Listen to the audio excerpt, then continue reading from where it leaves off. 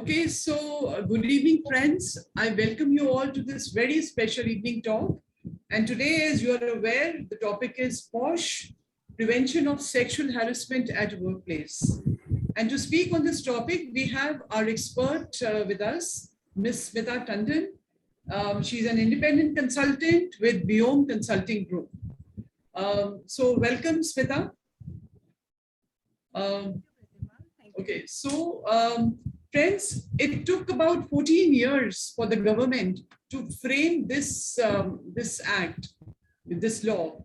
Even after the Supreme Court had clearly framed the guidelines, the Vishaka guidelines to prevent sexual harassment, and that was in 1997. And since 2013, it has been 8 years that the law for sexual harassment does exist.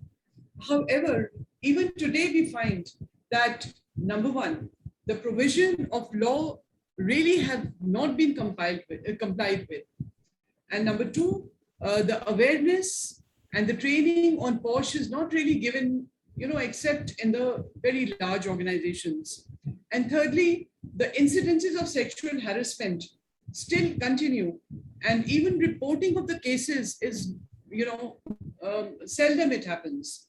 So therefore, it is very, very important that we all need to spread the awareness, pause the compliances, and create a work culture in organizations which welcome and embrace gender diversity in full measure. So before I invite Smita, I request our chapter chairperson, Mr. Mukesh Jain, to welcome our guests. Mr. Jain. Thank you, Pratibha ji. Namaskar and a very good evening, friends. I, on behalf of Management Committee of ISTD Delhi chapter, welcome you all to this evening lecture series by the member for the members on a very important, sensitive, as well as very interesting topic, POSH, Prevention of Sexual Harassment at Workplace, by a very dynamic and experienced speaker, Smita Tandon, independent consultant, Biome HR Consulting Group. Friends, Indian Society for Training and Development has celebrated its Golden Jubilee recently. ISTD maintains a large chapter network of more than 46 chapters and 9,000 institutional and individual members. The society is affiliated to IFTDO USA and RTDO Manila. ISTD conducts a PG Diploma in Training and Development, a correspondence course through distance learning of 18 months duration for the purpose of recruitment to superior posts under the central government and PSUs. Friends, we request you to join ISTD as its life member. You can enroll yourself by paying less than 10,000 rupees for life membership. For more details, please log into istd.in or istddaily.in. I once again welcome Smita ji, all the past national president, chapter chairpersons, NC members, senior members and friends from ISTD, NIPM, NHRD, DMA, FMA, Rotary, ISTD diploma students, faculty members and students from various other institutes. I wish you all a very wonderful evening and joyful weekend. Namaskar. Over to Pratima ji. Thank you very much, Mr. Jain. Now, I would request Sucharita ji to introduce the speaker formally. Thank you, Pritima ma'am. Smita Tandon is an independent consultant with more than 24 years of corporate HR expertise with Hindustan Unilever Limited.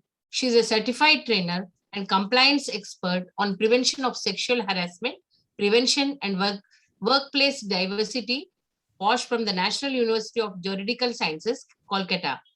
Her niche area of practice is consulting with organizations on POSH. She truly believes in helping the organization to create such an environment where there is mutual respect and everyone is made aware of their rights and responsibilities. Her training programs focuses on real conversations and building a strong culture. Her mission is to spread awareness on this very important and sensitive topic of prevention of sexual harassment by educating and inspiring others. She also provides expert consulting and training in the area of diversity and inclusion and conduct sessions on empowering and sensitization, unconscious bias, thereby seeking to create respectful and healthy workplace. She is also conducting evidence-based programs in happiness, mindfulness, and stress management for corporates. Her experiential and engaging workshops blend neuroscience and ancient wisdom traditions. Thank you, ma'am. We welcome you. Over to you, Smita. Yeah. Thank you so much, first of all, for these kind introduction and these kind words. Thank you so much for having me here. It's really an honor to be part of this esteemed platform. I look forward to, making this 1 hour, talk with you really interactive and share my knowledge on this very important and sensitive subject of prevention of sexual harassment at workplace. How many of you, so though, I really like to make my sessions interactive by keep asking questions in between, but the format of this talk being limited time hours will not permit us to, take your questions in between, but I request you to keep posting your queries, your questions, your thoughts, your doubts, your concerns on the chat box, and we will take it at the end of the session for sure. POSH is one topic, prevention of sexual harassment is one topic that we don't get to talk about every day, but it is a very, very important topic. If you're a woman in this group, I'm sure you would have faced numerous instances of harassment, sexual harassment at public places, at private places, at your workplace, in schools, in colleges. If you're a male, probably you would too have faced something. If not, ask any female in your family, in your known circle, and she will share the horrible experiences that we as female do face whenever we step out of the house. It is important that we know about our rights.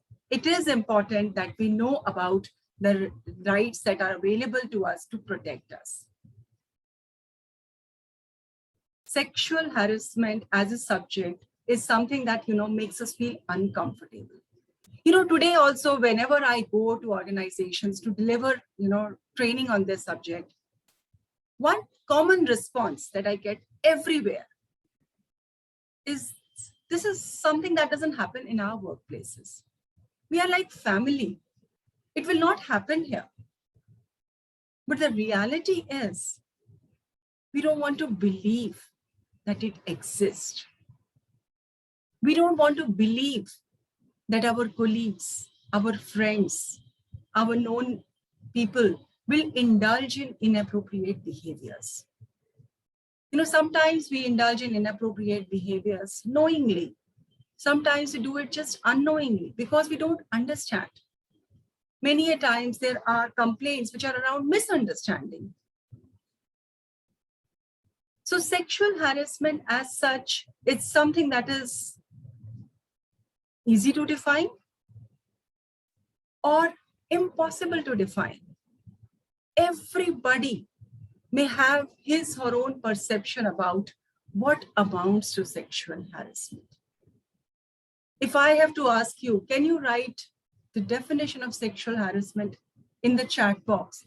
I'm sure I'll get, how many participants are there? 37. 37 different answers. We have had our own experiences. But one thing is common. Sexual harassment is illegal. Sexual harassment is against human rights. But at the same time, it is something that is very personal. It is something that is very emotional. I may like to talk about it. I may not like to talk about it. But unless and until I raise my voice, I go and say no to the person who is doing it, things won't change. How many of you have traveled by TTC bus or public transport? How many times you have experienced uncomfortable touches? How many times you've experienced, uncomfortable stares? How did you react at that point of time? How did you react? Did you just wait for your stop to come so that you can come to get down? Or did you raise your voice? What happened after you raised your voice? Did you get support from people? Or the people who were there along with you were just silent and mute spectators? Aren't we guilty of doing the same things? How many times, can I ask you, have you tried to help someone whom you see is being sexually harassed? Hardly. I think it's high time that we must know, first of all, what is the POSH Act?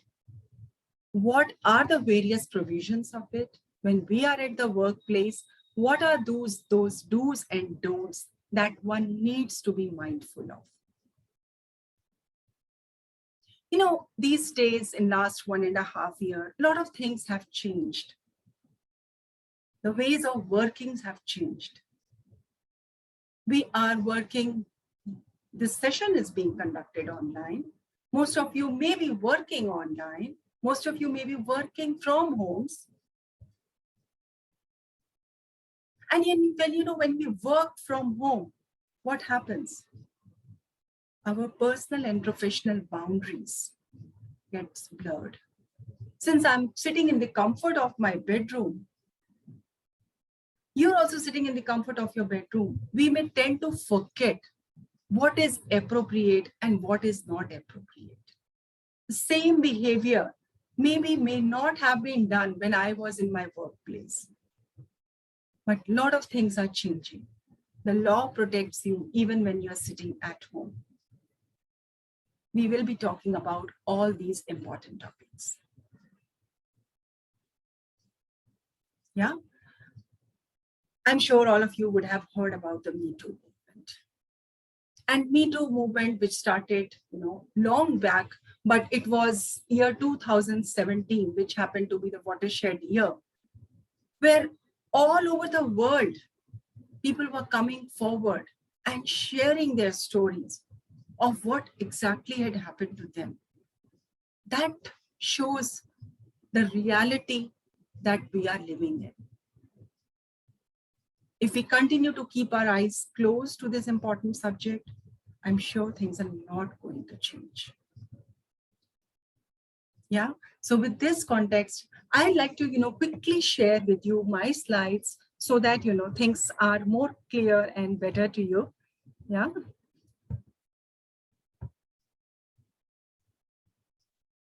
Just a sec.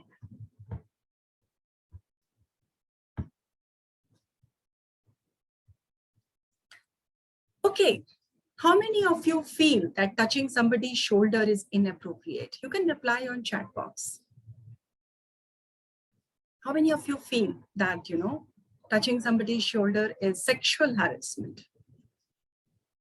How many of you do not like being touched and patted on the shoulder by a colleague of opposite gender? What do you do in such circumstances? How many times we tend to, just ignore it? Haven't we been ignoring such behaviors? That probably, we think that this is the price that you have to pay to come to work. This is a way of life when you are at workplace. This is something that, nobody is objecting to. And probably I am too narrow-minded. And that's why, I am getting uncomfortable. But how would you feel if you have to go through this day in and day out? Would you be able to work with your 100% efficiency? Not at all. Not at all. What should you do in those cases? Is it sexual harassment? Let's see what exactly is sexual harassment. Yeah. Similarly, staring at someone. Is it sexual harassment? What do you feel? Post your comments on the chat box. What do you feel? How do you feel when you are being stared at? Doesn't it make you feel uncomfortable when somebody is scanning you, giving you those elevator eyes? It definitely makes us feel uncomfortable. What do you do in such a situation? Do you accept it or do you speak up? I think one very important thing to remember is to learn to say no to things you do not like. How many of you are comfortable saying no to things you don't like? Very rarely do we speak no. Culturally, we have been brought up to say yes to a lot of things. And patriarchy also, I'm sorry to say, but plays a big role here. We as women have been taught that, okay, this is part of it. So what? Accept it. You have to adjust. But our workplaces can never be diverse, can never be inclusive if we have to go through these things day in and day out. Okay, what do you think about this picture? There's a group of men, they're gossiping among themselves, talking among themselves. Maybe they're not targeting this woman. Maybe they're talking about some adult content, laughing it off. Maybe it's their free time after lunch. Is it okay at workplace? Give it a thought. Many times we indulge in inappropriate behaviors at workplace without even realizing the impact that it will have on other people around us. Would it be creating hostile environment for the others in the organization? Could I be knowingly or unknowingly indulging in behavior that is not right? Yeah. Similarly, saying someone, hey, you're looking sexy. What do you think about it? Isn't calling somebody sexy such a big deal? We use many other words also. What's so wrong with sexy? Don't we use it all the time? Don't we use it with our friends? Don't we use it with someone who is close to us? But it is the perception that matters. Whom are you saying it? How you are saying it? How the other person will take it is what is that matters. Many times, we knowingly and unknowingly indulge in behavior that can make other person uncomfortable. Yeah. Now I've shared some certain instances with you. Can anyone tell me, basis these examples that I shared with you, what exactly is sexual harassment? KMP Singh. Yes, sir. Basically, or by seeing all this picture, what I assume that whatever is impacting a female employee is direct sexual harassment. That's all. What I think that doesn't matter. Ultimately, what is impacting the employee, that is the most important factor in this. Absolutely right, sir. Absolutely right. And how the law defines it, let's see it here. Yeah. Let's not go into, very legal definition. Yeah. But let me quickly read it for you. So how does law define sexual harassment? Sexual harassment is any act that is sexually determined act or behavior whether directly or by implication, that the other person may find it as humiliating. It could be anything. It could be sexually colored remarks, like calling somebody sexy, calling somebody babe, honey, darling, physical contacts or advances, touching somebody's shoulder for that matter. Yeah, showing pornography directly or indirectly, like those group of men who were doing it. Asking for sexual favors in return of, some favors or in return of some threats, or for that matter, anything which is unwelcome in nature, which is sexual in nature. So if you have to identify what exactly is sexual harassment, how will you identify it? Just remember 3 key words. One of it is highlighted here, that is unwelcome. As long as you don't like it, probably it is harassment for you. It has to be sexual in nature. Yeah. Thirdly, it is about impact and not the intent. So probably in this picture, the boss wanted to appreciate his subordinate for doing a good work. And that is his way of appreciation, to give a pat on the shoulder.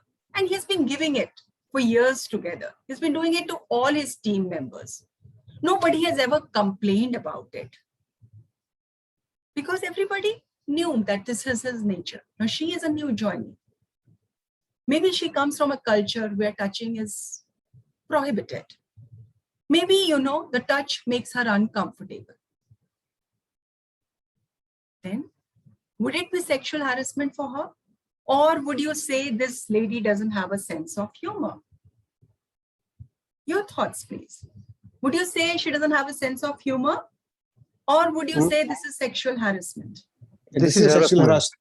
This is sexual harassment. Is it really so? Yes. But he can justify it. He can say, nobody has ever complained. That's my second nature. Everybody knows that, I like to get close to people, and that's way of bonding with people. Will you take such an excuse? No, because he is not comfortable. The perception of this lady, how she takes this. Absolutely right, sir. Absolutely right. And therefore, I spend a lot of time in explaining what is sexual harassment. Glad that you, understood in few slides. Wonderful, awesome. So it is not about your sense of humor.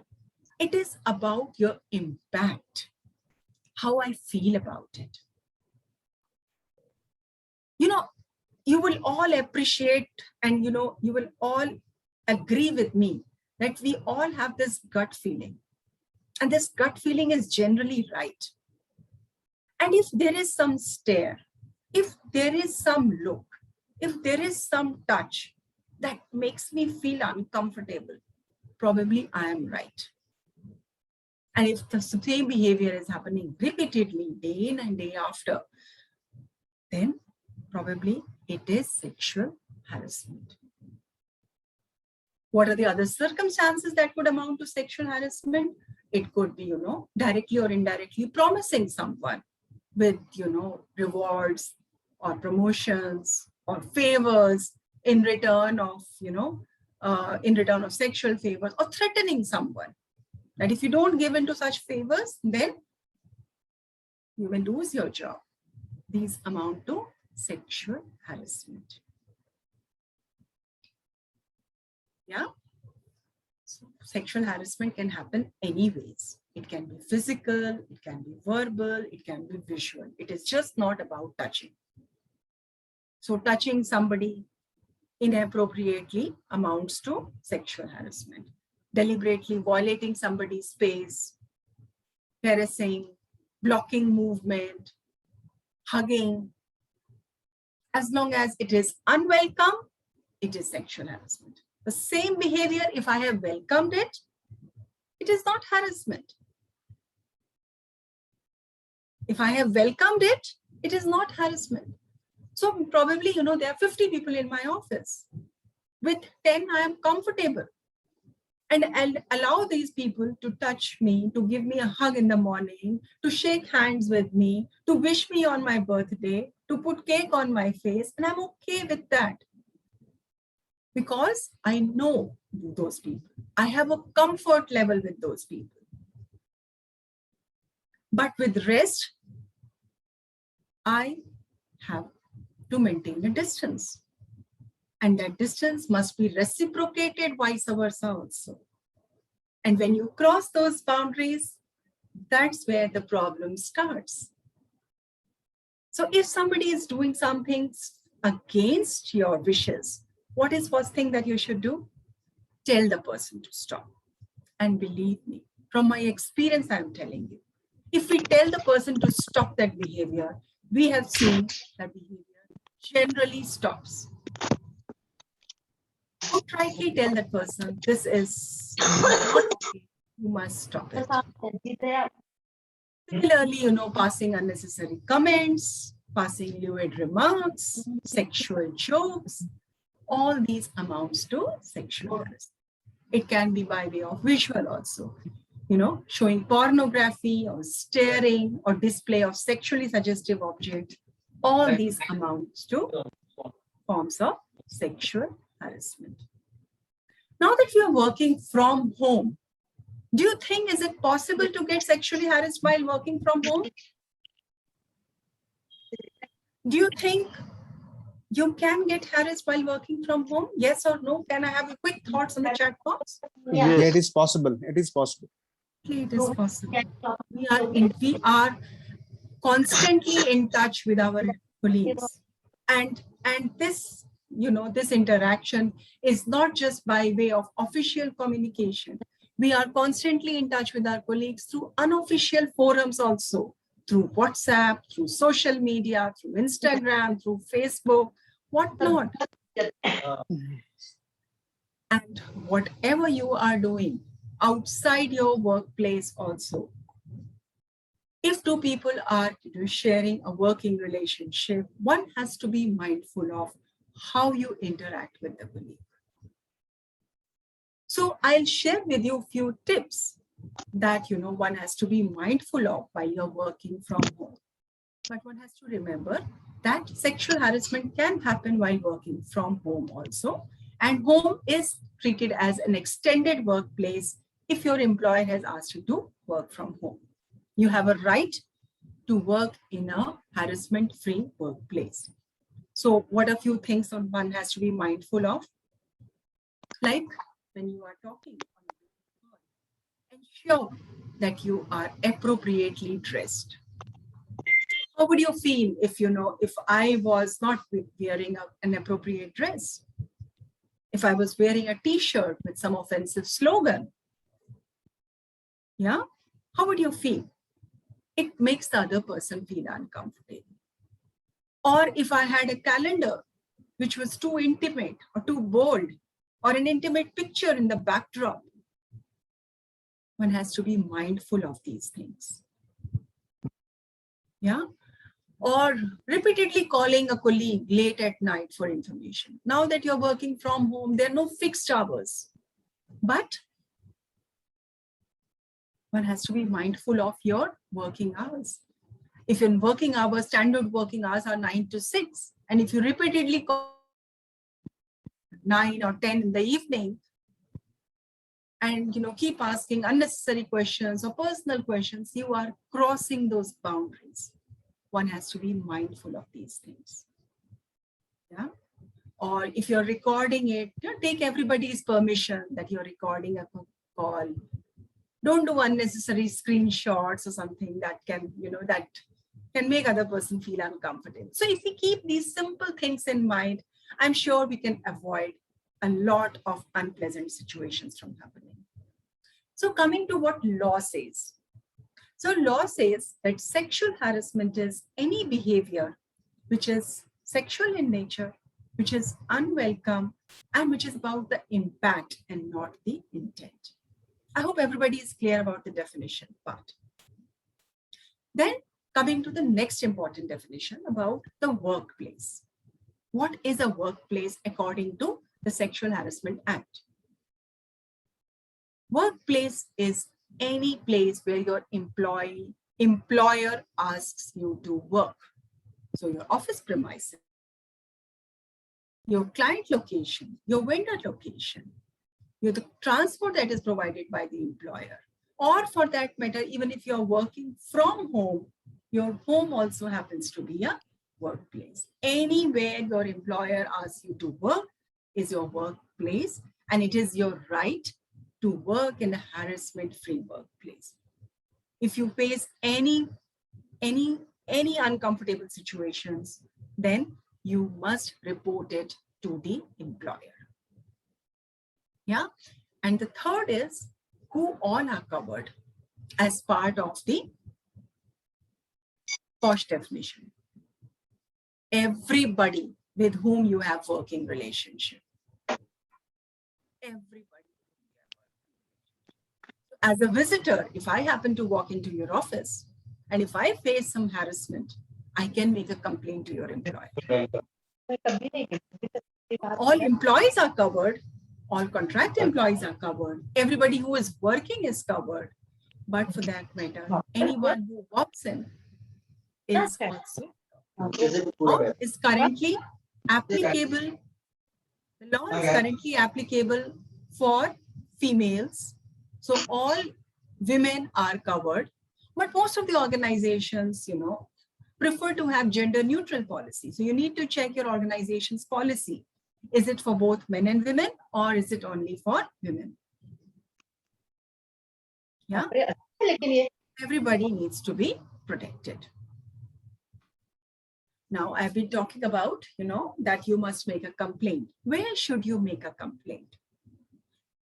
The POSH Act requires all organizations to comply with the provisions of the POSH Act. The POSH Act is the Sexual Harassment of Women at Workplace Act of 2013. It makes it mandatory for all employers to comply with the basic provisions of the POSH Act. And if you have more than 10 employees at your workplace, you need to have an internal committee in place to redress the complaints of sexual harassment. So if you have more than 10 employees, you need to have an internal committee in place. If you have less than 10 employees at a workplace, then in that case, local committees. Every district across India has local committees. Reach out to your local committee. The law protects every working woman, every woman for that matter. Do you know that, the woman, the maid who is coming to your house for cleaning job, for doing the dishes, is also protected as per law? Do you know that? Who is the employer for them? Who is the employer? You are the employer. And if you indulge in inappropriate behavior, does she have a right to complain? Yes. Now, since you have less than 10 employees at your house, there cannot be an internal committee. She can either reach out to police to make a complaint. She can either reach out to the local committee to make a complaint. She can also reach out to the online forum for making a complaint. The Government of India, the Ministry of Women and Child Welfare, has come up with an excellent initiative, which is called the SheBox. Reach out to that website of shebox.nic.in, and any aggrieved woman can make a complaint. But as far as workplaces are concerned, all workplaces need to have an internal committee in place. So internal committee generally has minimum of 4 members. Minimum 50% women must be there. The presiding officer must be women. And there is a requirement of having an external representative who's called the external member. This is to ensure that there is no biasness when we are, handling the complaints of sexual harassment if it happens to be against the employer also. Yeah. So this biasness factor is taken care of by including an external member in your internal committee. Now, what does this internal committee do? The role of the internal committee is to prevent sexual harassment from happening at the workplaces, to prohibit sexual harassment from happening at the workplaces, and to redress any complaints if there are any. Now, how do we do it? Let me very quickly tell you, yeah, so that you have some knowledge about how the complaints are handled. First of all, let's understand who can make a complaint. Like I was saying, any aggrieved woman can make a complaint. Any aggrieved woman can make a complaint. As a visitor, if I walk in, if I face something, I can also reach out to your committee and make a complaint. But there are a few pointers to keep in mind. One is the complaint has to be in writing. The complaint must be done within 3 months of the date of incident, and complaint must be made by the aggrieved woman herself. In Me Too movement, we have seen, people coming in after many years, after 10 years, 20 years, and putting it on social media. POSH Act doesn't allow it that way. And that is why, those cases either got buried or they got some media publicity for a short while and hardly any action is taken. But at workplaces, it is mandatory for the employer to take action on whatever complaints come in. At the end of the calendar year, the employer is required to submit an annual return, which shows the number of complaints that were received, number of complaints that were addressed, number of complaints that were pending, how many trainings were done or not done. It's all covered. So when complaints come to us, generally there are two options that are available to us. So as I was saying, there will be complaints which are around misunderstanding. Yeah. So suppose somebody has sent me a WhatsApp, hey sexy. Yeah. It probably, the intent was not to harass me. Yeah. The person is apologetic now. Yeah. And probably I also want to resolve it by way of, a simple mediation. There is a provision of conciliation. Only if the aggrieved person agrees to this method, then we will go in for conciliation. If both the parties agree, we will have a simple settlement without going into formal inquiry process, and the matter will be resolved. There is no monetary compensation to the aggrieved woman. There is no inquiry process that is to be done, but the case gets resolved. But in case, anybody feels, no, I want a proper inquiry, we will do a proper inquiry. So I will not go into details of this slide, but just to tell you very quickly that, the inquiry process is completed at the earliest. And the law also mandates that the inquiry must be completed within 90 days of the receiving of the complaint. So if the complaint is received today, within next 90 days, it must be completed. Now, when we are doing the inquiry, it's not that, if a complaint is received against somebody, that person will be terminated.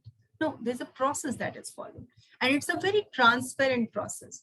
And it's a process that, gives equal opportunity to both the parties to bring their side of, their case, to represent their witnesses, to bring their evidences.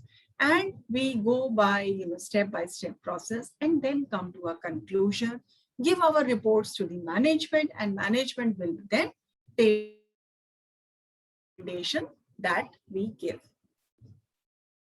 So if the allegations that were made by the aggrieved woman are found to be true, then action is taken, and that action can be an apology, that action can be a warning, that can be, withholding promotion, withholding increment, or even termination from service.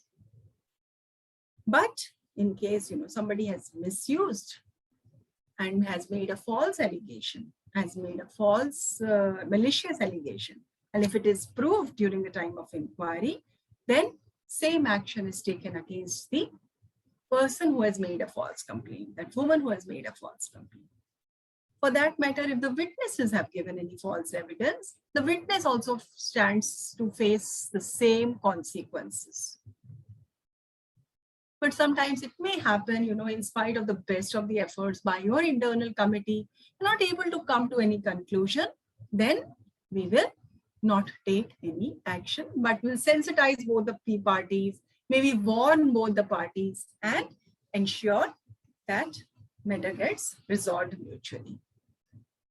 So just, just wanted to point out that nobody should try to misuse it in any way, and false and malicious complaints is also not acceptable. Malicious reporting of sexual harassment is harassment too, and action can be taken if it is proved that you had deliberately tried to misuse it by making a false complaint. Many a time people do not come forward and make a complaint for various reasons, for the fear of, what everybody will come to know, my family will come to know, everybody will gossip about the case, everybody will, there is a stigma attached to this subject also. So we don't come forward and make a complaint. And there is an excellent provision under this act, which is about confidentiality. It assures confidentiality to everyone who is party to that case. So if, as a complainant, I am making a complaint, I can be rest assured that other than the people who are handling my case, other than the internal committee members who are handling my case, nobody else will come to know about the details. There is a strict confidentiality clause which everybody and follow. So what are the things that are kept confidential? The identity of the complainant and the respondent. Respondent is the person against whom a complaint has been made. So we do not try, like to use negative terms like perpetrator or harasser. Is it proof that he has done it? No. So the person is called a respondent. The details of the complaint are kept confidential. The details of the inquiry are kept confidential. The names of the witnesses, etc., are kept confidential. So we do understand and respect privacy, and these things are kept confidential. So with this, within the time limit, I have tried to ensure that I take up as many questions that you may have. First of all, I like to take up questions, and then, we can have a quick recap of what we have, gone through. So.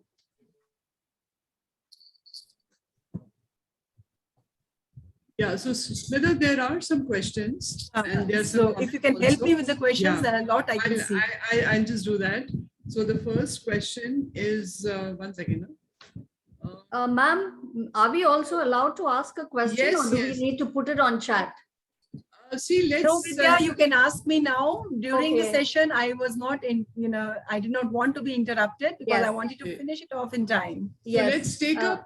let's take up first what is written in the chat, and then you can unmute yourself and also ask the question. Okay. So the first question is by I don't recall the name, but the question is that POSH is gender neutral law or specific to women only? Please clarify. So POSH is, the name of the law is the Sexual Harassment of Women at Workplace Act, Prevention, Prohibition and Redressal Act of 2013. Currently, the law is currently only for women. But most progressive organizations have made their policies as gender neutral, which means everybody who is working at the workplaces is covered under the POSH policy that they have. But the law is currently only for women. Okay. So Smita, the second question is, Mr. Solanki is asking that as an observer, an expert on the topic, have you observed such acts from married bosses or colleagues also? The married bosses, yes, why not? Anybody can be a harasser. Anybody. It's not necessary that, only youngsters or unmarried people will indulge in inappropriate behavior. It's more about sensitizing people about what is appropriate and what is not appropriate, but anybody can do it. Right. Okay. So I would just request Archana or, to please mute yourself. Pratima, the person who is speaking is Pratima. Pratima, can you please mute yourself? Thank you. No, I'm speaking. I'm Pritima and I'm speaking. I'm so sorry, ma'am. I'm so sorry. No problem, no problem. But you know, I think Archana or Pradeep Kumar's, this mic is unmuted. So please mute yourself. You can unmute it when you want to ask a question or you want to say something, right?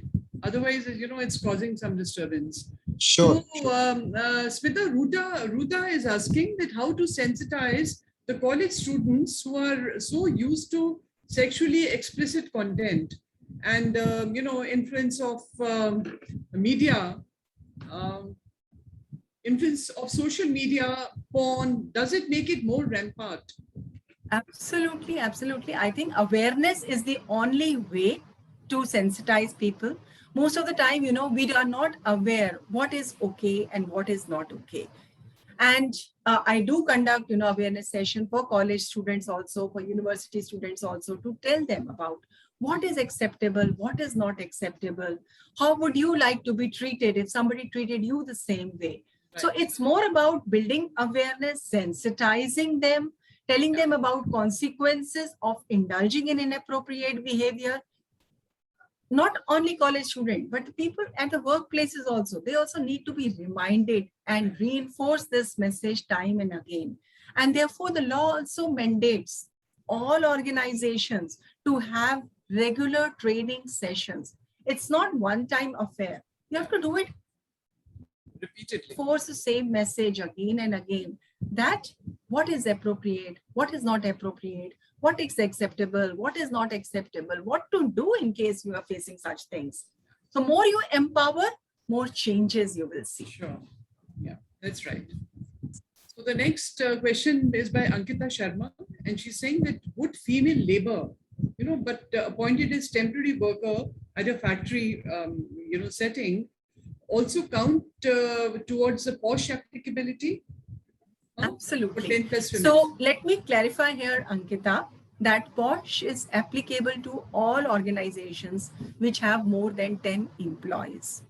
Now, as per the definition under POSH Act, interestingly, the definition of employees cover everyone who is working with you.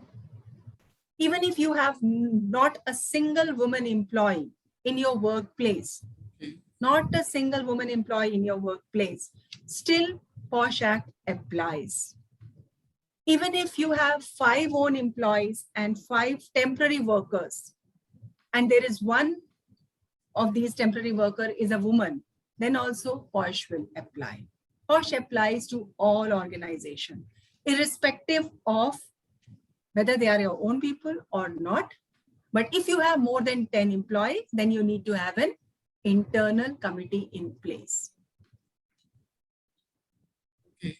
POSH applies to your houses also. I gave you an example, yeah? Okay. So that answers the question of Meenakshi, who was asking that what if there's only 2 women employee in the company? So it applies there also. That's what you're saying. Absolutely. Right? Yeah. Yes. And there are multiple channels for you to approach and get your problem resolved. Number one is the best way is to reach out to your internal committee. If there is no internal committee at your workplace because you have less than 10 people, reach out to the local committee. Yeah. If you cannot identify who is your local committee, reach out to the SHE box. Make a complaint there. Hello. What is that? Ma'am, can I ask something? Yes, please. Ma'am, actually, then it is mentioned that 50% should be women employee in the committee. So only 2 female are there, then at least 5 people has to be there in the committee. So how we can make a committee? Interesting question. The law also takes care of that answer. You need to borrow people from your sister organization, your parent organization, any affiliate organization. You need to borrow it from them. And this provision was added to, this law to ensure that organizations do go forward and appoint more female workers at their workplaces. Okay, thank you, ma'am. Thank you so much. Okay. And Smita, I would like to know that, you said that this inquiry, committee which is formed, it has to, complete the inquiry within 90 days. So what has been your experience? Does it really happen within 90 days? And if it doesn't, then what does the law say? Well, let me tell you, first of all, that, first of all, we must understand that making a complaint of sexual harassment is something very difficult. People don't come forward and make a complaint. It's only when it reaches a certain saturation level, then only someone would come and make a complaint. Yeah. And as IC members, we do understand these things. And as soon as a complaint is received, we try to, resolve it at the earliest. No person would like to relive that trauma day in and day out. Yeah. And we never allow complicated case, and we need to do a lot of investigation. We do not exceed the time limit of more than a month or so to close a case. We try to take back-to-back meetings and try to close it as early as possible. Right. That's my personal experience being, and that's how, ideally organization should be doing it also. Okay. Because, extending it unnecessarily would make the woman also feel uncomfortable. Right. But the law also understood this point. And therefore, there are certain reliefs that are available to a woman who has made a complaint. And one of the reliefs is to take a paid leave of 3 months. Now, this 3 months leave is over and above the leaves that she is normally entitled to. So we do understand that, if I have made a complaint, I mean, not like to work with the same person in the same department, come to work probably. So as an aggrieved person, I can apply for a paid leave of 3 months till the time inquiry is going on. Thanks. So I think Vidya wants to ask 2 questions. Yeah. Vidya, you can unmute yourself and ask your question. In fact, she has 2 questions. Thank you, Pratima ma'am. Smita ma'am, good evening. Ma'am, my first question is, if a respondent has to face inquiry at his workplace and at the workplace, an internal committee at the workplace of the employee, is he liable to face an inquiry at both the places, or is it just at one of the places? At one of the places. Only generally, the inquiry is conducted at the workplace where the respondent is based. Okay. So if I'm working in Delhi, yes, and I happen to visit my Mumbai office for work, yes, and there I face certain issues. Yeah. yes. So the person is based in Mumbai office. So the internal committee which is at Mumbai office will take up that issue, because the internal committee will be able to take action against the person who is there in Mumbai. Okay. So probably I will be required to appear on a virtual, inquiry proceeding, or I'll be required to come to Mumbai, not more than once for the inquiry purpose. But the inquiry is done at one place, and preferably at a place where the respondent is based. Okay. All right. Ma'am, my second query is, suppose a woman who is harassed is very inhibited about, lodging a complaint. Can her colleagues do it for her, even if she doesn't seem to be for it? No. The law is very clear about these things. Sorry, ma'am, the law is very clear about these things. That the complaint has to be lodged by the aggrieved woman herself. Only in special circumstances, yes, like physical incapacity or mental incapacity, or in case of death. Yes. Yeah. Under those circumstances, the complaint can be lodged by a family member or the legal hire or the lawyer, whosoever is representing, but only in these exceptional circumstances. Otherwise, it is between 2 parties, the person who has made a complaint, the complainant, against the person who's made a complaint, that is the respondent. All right. Thank you very much, ma'am. Ma'am, I have a follow-up question. There is one more question. Okay. There's a follow-up question. We can take Pradeep, that. yeah, Pradeep, please ask. Yeah. So what Vidya ma'am just asked, sometimes, it has to be from the person who has suffered that. But, before reaching out to committee is because, I'm working in an organization where your first point of contact for such cases sometimes is a HR or your direct manager. So do you think that, okay, you cannot fire a complaint or you cannot, go to the committee to talk about this on someone's behalf, but being a colleague, you can definitely reach out to HR and direct manager of that person that, this person is suffering from that.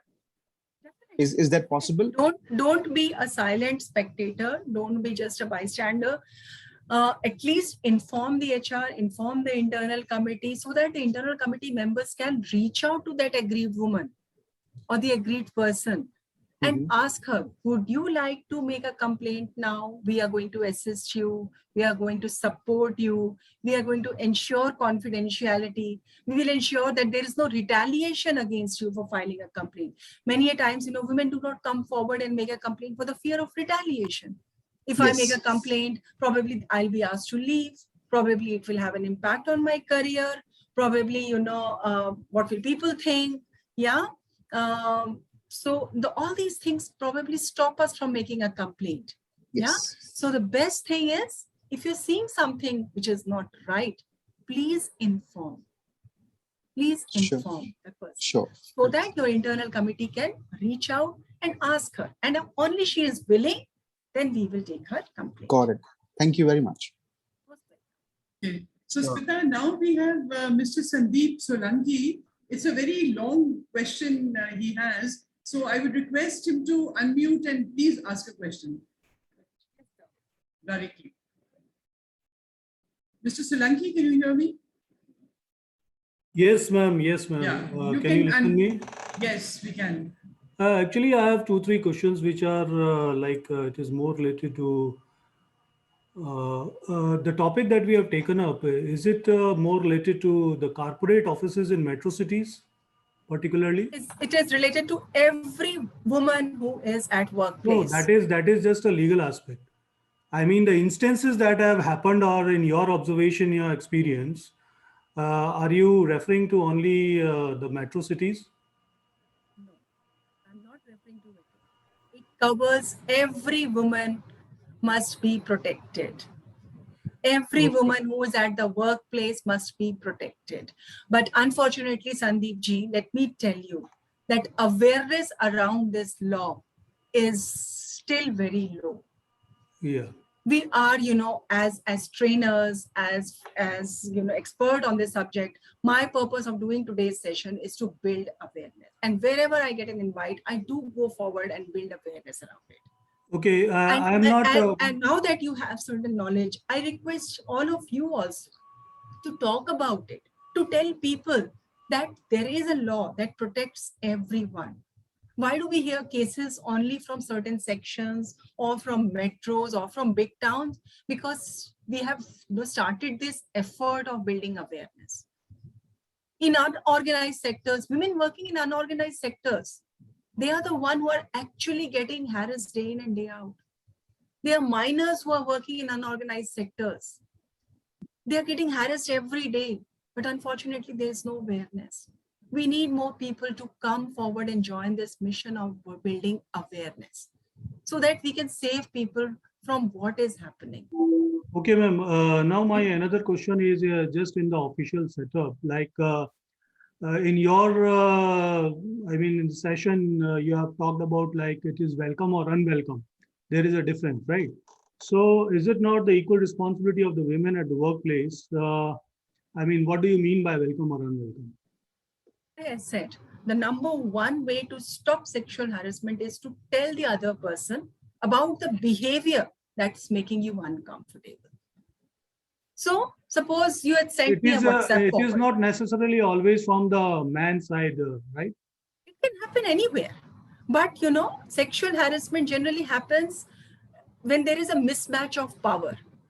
And unfortunately, even today, the power equation at our workplaces is such that there are more number of men than women. So do you think they feel empowered enough to reach out and misuse their powers? Okay, then have you ever experienced like such kind of instances in government? So many of them. Government offices also. Everywhere. Many of them. It can happen anywhere. It can happen anywhere. We are all human beings. Okay, just last one. Like, have you ever known of any instance of harassment initiated by women? by women. Let me tell you, the POSH Act is protection of women. It doesn't say against men or against women. So the respondent can be women also. It can be women to women sexual harassment also. Oh, okay. Thank you. Respondent can be now, anyone. Smita, I would like to add something. You know what? Sure, sure, Pratima. That you know, it's only for the metro cities or bigger cities there it's applicable. So here I would like to say is that from where did the origin of the act come from? It came from a small village of Rajasthan, the Bhavri Devi case, who was an uneducated person, and because she was all had to face all the mishap, and like she had the courage to stand up. And then, Supreme Court later on, passed the Vishakha guidelines. Yeah. And based on that, the POSH Act came. So it is not only the cities and the bigger companies or anywhere, it is applicable absolutely everywhere. So this is what I wanted to share. Ma'am, Bhavri Devi case was basically the rape case, I suppose. So that is And also because Bhavri Devi approached, the NGOs, and NGOs filed a PIL in the Supreme Court. Because of that fight and this PIL being filed in the Supreme Court came out with Vishakha guidelines. The POSH Act is basically based on Vishakha guidelines. Right. It has taken, all those guidelines that were part of it. Because there were guidelines, people were not following it. Act only makes those guidelines mandatory. Yeah. And as I mentioned, and Bhavri Devi case was also because she was working for Rajasthan government. She was at her workplace when this incident happened. Yeah. She was performing her official duty when this incident happened of educating people against child marriage. Right. That's why, this case was filed that all working women must be protected. How will people come and join workforce if they're not given basic safety? That was the okay, the so, PIL filed I for. think you've taken a lot of questions. So anyone else has a question which I missed? You can unmute and ask, please. Yes, ma'am, can I ask a question? Yeah, Yashwant, please ask. Yeah, ma'am, thank you so much for the wonderful insights on the act. My question to you would be that I understand there are inquiries which are happening with respect to the people who are working in the organization, right? Now, what happens when when the committee itself, the internal committee, right, which is formed under the act, what happens when the member within the committee is not acting as per the provisions of the act or of the provisions of the policy framed by the employer? If as a complainant or if as a respondent, I am not satisfied by the decision that is taken by the committee, I feel it is biased, it is unjustified, and I want to, challenge it, I can reach out to the appellate authority. The law provides for that. So I can go and file a case in the court against the decision taken by the internal committee. So Okay. each state has identified their appellate authority, identify for which state you are. Generally, it is the High Court where you have to go and challenge the decision taken by the internal committee. If the internal committee has done, a good job of, following the procedure, doing a proper inquiry, then court generally goes by the decision that is taken by the internal committee. But if they find that, yes, there were biases, proper inquiry was not done, then definitely it can be challenged. My follow-up question, ma'am, on that would be that generally when an aggrieved woman makes a complaint to the internal committee, right? There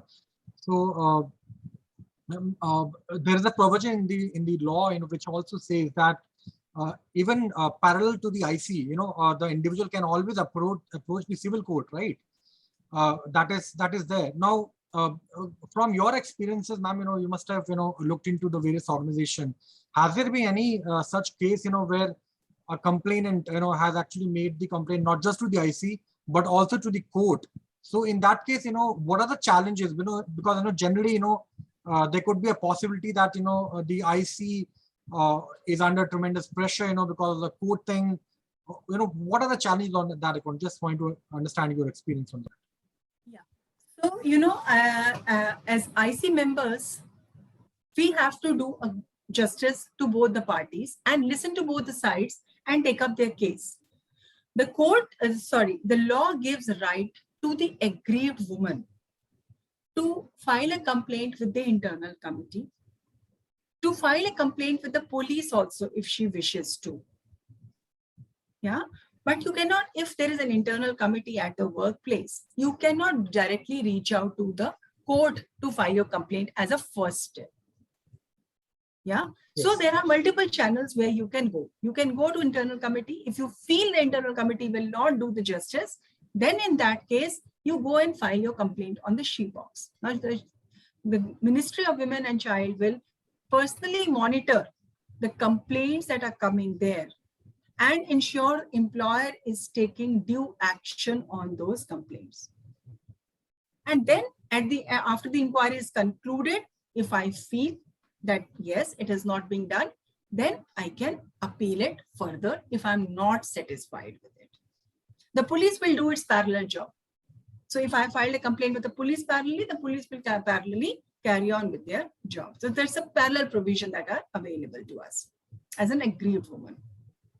Yes, and the third, question which is coming to my mind is about, the spreading of the awareness on the act part, right? Because that is so critical, in this entire discussion, I would say. Now, the provision says that, we have to, train, we have to sensitize not just the employees, but, the people who are working at large in the organization, whether they are contract workers or they are visitors or vendors or suppliers, all stakeholders.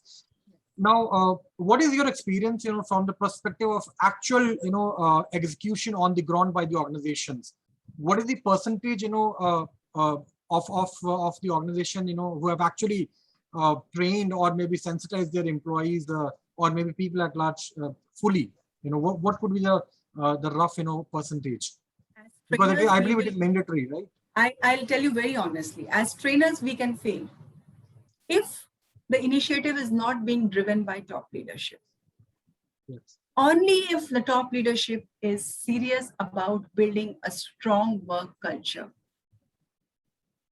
they will time and again, reinforce these messages in all their meetings. Training can happen once in a year, at the most twice a year. But this consistent messaging has to happen throughout the year.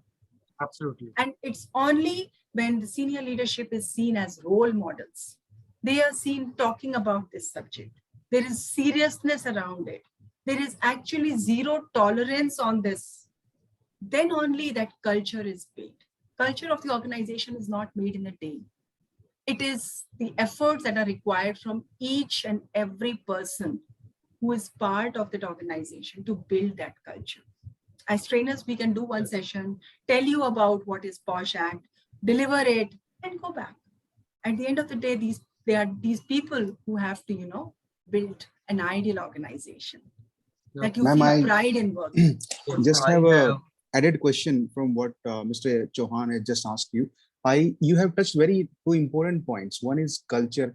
I was just thinking, is it organization can really build a culture, or they can build policy? Because I have seen built people by the organization. All of us are responsible for building the organization's culture. Okay. We can copy paste policies and post it, put it on the intranet, give it to people. Mm-hmm. It will all be under files. Nobody will ever read it.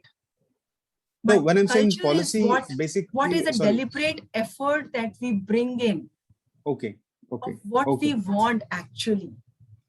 Got it. So be it force, be it pull factor, be it by push factor, but you have to bring that ideology in your employees that we have to talk about it. Yeah. The more you're seen as role models doing it. Okay, tell me, how many of you have you traveled in a metro, Delhi Metro? Yes. Do you smoke in Delhi Metro? No. Why? This is a policy actually. It's not a culture. Even if I like, I can't do that. No, these things are not acceptable here. Yes. Rules. Yes. People will start looking at you, even if no enforcement person comes to stop you. But people will give you looks that you will not feel you know, you will not feel like, you know, doing the things that are not acceptable there. Yes. Would you dare to take off your mask when you are in the metro? No chance. No chance. That's how culture is built, because you keep telling people that this is not acceptable in Delhi metro. Whereas when you travel, when you go to Sarojini, what do? Hardly any person wearing a mask. Hardly any social distancing. Same rules apply to both the places. You have to wear a mask. You have to follow social distancing, but culturally way apart. Similarly, more we talk about it. If I keep doing these sessions day in and day out, keep telling people smoking is not acceptable in office, using loud language, rude words is not acceptable, the things get, you know, message gets ingrained that yes, this is the culture of the organization. And it's not in one day that you build a culture. It's by continuously talking about it, that you build that culture. Have I answered? Yeah, definitely. Actually, I was a bit confused between an environment and a culture, because for me, culture is more from the heart. Environment is basically you can control with rule and regulations. If environment is like that, even if you want, you can't do this. That way. Thank you very much, ma'am. It's a wonderful session. I appreciate your efforts on this. I have 2 points, if I'm allowed. Yeah, Mr. Sen. Smita ji, one of the purpose of this act is to create awareness.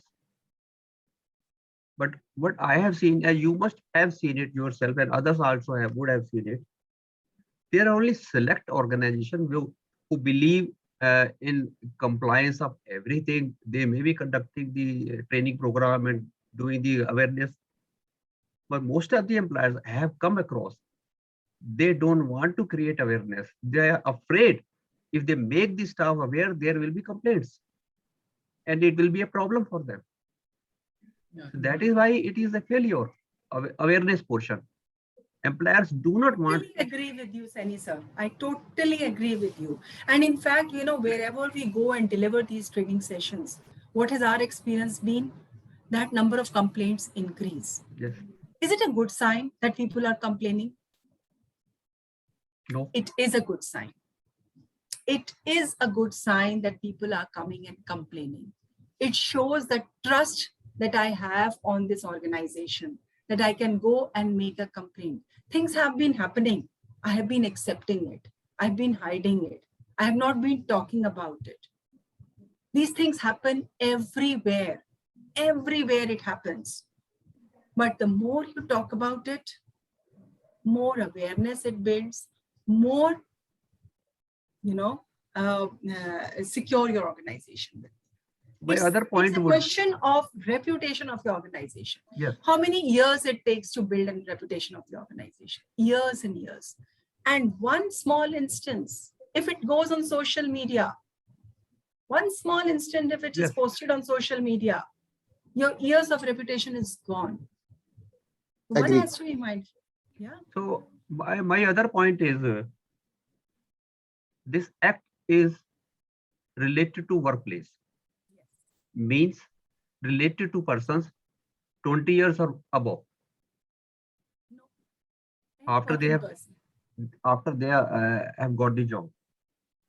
But we are not doing anything at the social level from year 1 to 20 years. There is POXO Act to inculcate covers, these social values. There is POXO Act that covers both boys and girls below age of 18. No, my point is different. I'm not going towards criminal side. We are not inculcating values in our children from day one. What they are doing with, for example, with their mobiles now, what they are doing in the college, they want to execute at workplace. जो dream वो देख रहे हैं कि हम ऐसा कर सकते हैं, या फिल्म में देखते हैं कि हीरो ये काम करता है, उसको छेड़ने के पैसे मिलते हैं. So point is at the age when your habits are stubborn. But I think, Mr. Saini, you know, I would like to say that, you know, baby steps are being taken. There are organizations who are giving, you know, value education to children at school level. And even Kejriwal, the Delhi Chief Minister, if you have heard the news, they have special classes on human values and happiness classes being started. And even the government of India, in fact, they are training teachers, on human values to impart to children in school and colleges, even in colleges. Yeah, so baby steps are being taken. And I think as citizens of the country, we all have a responsibility within our family, within our neighborhoods, that is my point is from day one, from the family itself, there is no emphasis on values. Yeah. I think this is... So at organization level, I can suggest that, we must do more awareness sessions if you really want to build a strong work culture and want to ensure your, that your compliance, not only compliance, but ensure that, such things do not happen at your workplaces. Yeah. So at individual level, we can take these steps. As in individuals also, we can start from our own families and ensure that at least in our own circle, in our own families, we, very valid point, sir, you have said that we must, make an extra effort in building वो कहते हैं ना कि जब मिट्टी का घड़ा जब वो कुम्हार बनाता है तो उस वक्त वो उसको कुछ भी शेप दे सकता है, लेकिन जब वो पक जाता है ना फिर वो टूटता है, शेप नहीं चेंज होती उसकी. There is one gap of inculcating values in our education system. I'm sorry to interrupt. Like till schools, we have been inculcating values and everything in our children a lot. Okay. But when these students come in the colleges, you look at their behavior, they feel completely free from the world and they feel that they don't have any rules and regulations on them. I have been teaching in one of the colleges and where the students, I can listen that they are abusing languages so much that you cannot, listen over there. So where are the values? So that I just want to add one point, that's it, won't take much of your time, that at college and the university level also, the culture and the human values and the respect for each other should be, there should be a compulsory class on that. And that should be paid much more emphasis over there. And that can add to the prevention of sexual harassment in the future people. Thank you. So I would like to mention here that, I as an educator and a trainer, we are doing training programs in colleges on human values.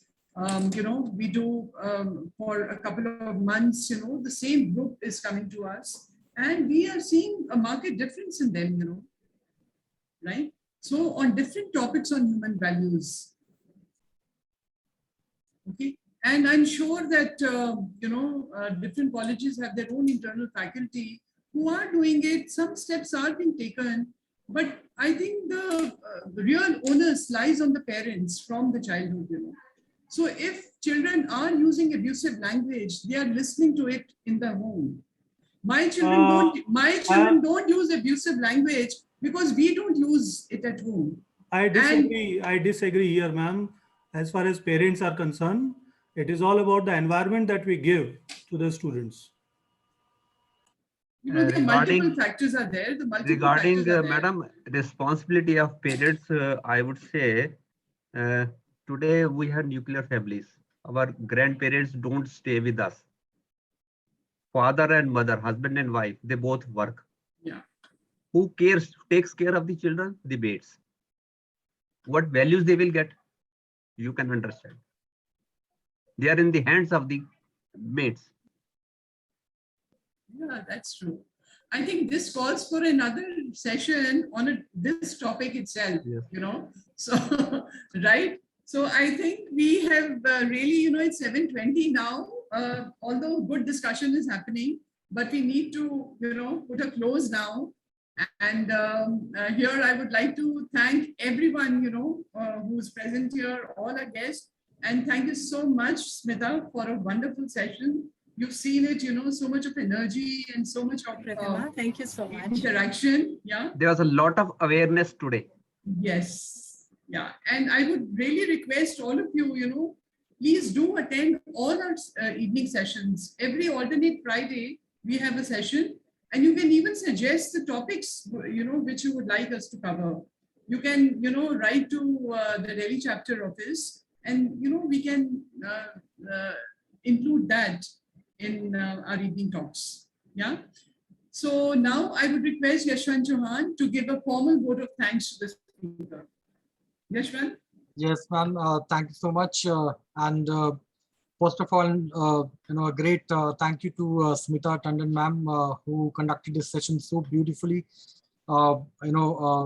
Making us all understand about the deep nuances of the Act, its challenges from the implementation perspective, the policies, which are being framed by various organizations, the multiple aspects of the Act itself, and obviously, about the culture and the values, I think, which we really talked about. So thank you so much, ma'am, for a amazing and great session. And I'm very sure that this session would be really valuable, for all the participants who can actually take this forward in their respective organizations, because I truly believe that any society, the progress of any society can only be measured in terms of the advancement the women makes, right?